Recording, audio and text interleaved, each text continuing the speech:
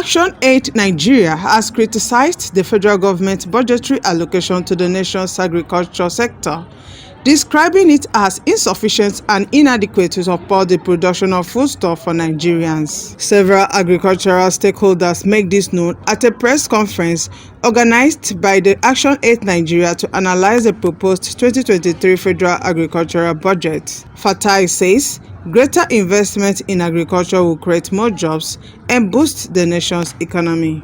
Out of the 20.5 trillion budget for 2023, agricultural sector allocation is only 228 billion, which is rather low in terms of its proportion to entire budget at 1.1% of the total budget. In the last 7 years, the budget for agricultural sector has not exceeded 2% of the total budget, as despite the fact that empirical evidence has shown that greater resource commitment to the sector means greater output in terms of social benefit to the society. Given that the agricultural sector is adjudged as the sector with potential to transform the economy and create jobs for its teeming youth, we consider this allocation to be very low. And again, if the government had met the 10% allocation in line with the Malabo commitment benchmark of 10%, it means that we should have allocated a budget of 2 trillion naira. And that also means that there is a total shortfall and gap of 1.8 trillion that is not met because of lower budget. However, it also be relevant to highlight that even if there is an accumulation of all the money for the 36 states, that's looking at budgetary allocation from the states and the Federal Capital Territory, the federal government budget allocation to agriculture, the amount and the percentage will still be very low. Now, we also look at the real value or the purchasing power of agricultural sector budget in 2023. We observe that this will also be very low, given that there is current inflationary pressure in the country. Although 228 billion has been nominally budgeted for the sector, all things being equal, the budget amount is expected to depreciate by another 39 billion. So which means that we'll only be getting a value of what, around 189 billion. So to achieve the desired investment impact of these monetary terms, we urge the government to provide additional budgetary resources or reducing inflationary pressure to the barest minimum so that this money can be well utilized. We also noted that in the year 2022, Federal Ministry of Agricultural Resources and Development got an allocation of 185 billion, while her department and agencies got 106 billion naira.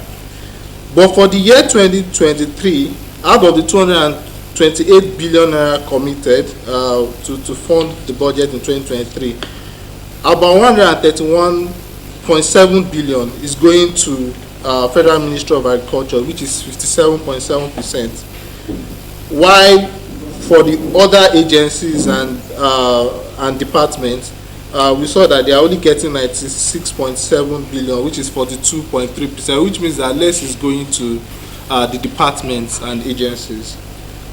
So stakeholders think that sharing ratio is unfair and should be adjusted so that the implementing agencies can have more funds to execute projects, and the main ministry focuses on its fundamental roles. Looking back over the years, budget performance has extremely poor, especially in release of funds to carry out implementation. Only about 20% of capital budget is being released, while almost 100% of recurrent expenditure is used. This means that the salaries, enablement paid to staff do not match their outputs. Government should ensure capital appropriations are adequately funded. As approved by the 14th National Council on Agriculture and Rural Development, the federal government should commit 10% of their annual budget to the agriculture sector to meet 10% Maputo-Malabo declaration required to support at least 6% growth rate for the sector as populated in the CADEP framework. There is need to progressively increase allocation to the sector in line with the CADEP benchmark as a demonstration of the national commitment to diversify the economy and create jobs through the sector. We therefore call on Federal Executive and the National Assembly to scale up public investment in agriculture. Ensure timely consideration, passage, and total budget release as a strategy approach to increase food production, reduce hunger and poverty, and achieve the Malabo Maputo commitment. Create specific budgets for women.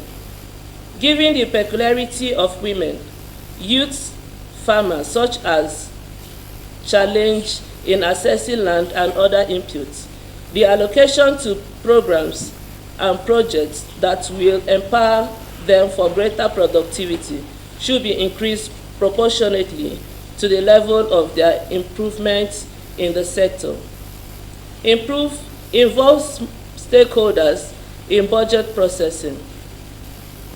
The Federal Ministry of Agriculture and Rural Development is called upon to involve stakeholders involving farmer organizations, civil society organizations during their national budget preparatory process through National Stakeholders Consultative Meeting, as this will provide clarity, increased visibility, transparency, as well as usefulness of the budget to the final beneficiaries. If we are borrowing money to invest, we should invest in the agri sector. 1.8%, 1.1% is not acceptable. So if we have agreed and say, well, let's push for 10%, that is about 10%. That is what we are doing. We don't want to get to a situation where we were some years ago during the when we were at the Nigerian Civil War, where people were eating things that cannot be mentioned here, where people were trading with their children. We're a country of prayer and religion. We pray a lot, but this is the time to act. It is not funny. Inflation at 22%. So it's very simple. Why don't we invest in farmers?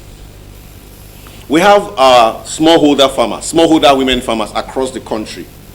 Why don't we invest in them, track them, support them, and ensure that they pay tax? So we can generate revenue from that source. Why don't we invest in processing? Why don't we ensure that our security is right? We just got an emergency. We just got flooded just some weeks back here, and it affected thousands of farmers.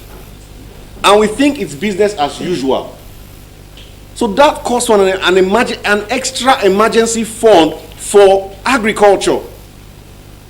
If we're not getting the message definitely will wait for us in the future, and we'll get there and we'll meet it. But guess what? It might not affect the upper class at the start. It will start with the middle class. And most of us here, it will start with us. Because if the poor cannot eat, they will definitely find a way to survive. It is a natural law. And food is basic. It is not optional. Who can go a whole day without eating? 2 days, 3 days? You can't. People will find a way of eating. So what we are asking for is probably the first most important thing that every human being should have a right to. The right to food. So, and if you don't put your budget there, you don't put your budget there, that means your mouth is not there. Your heart is not there. So we call on our government to do the right thing. This will be beyond NSAS. This will be beyond any kind of protest or action, mass action that you have seen from citizens. We do not want to get there. The time to act is now.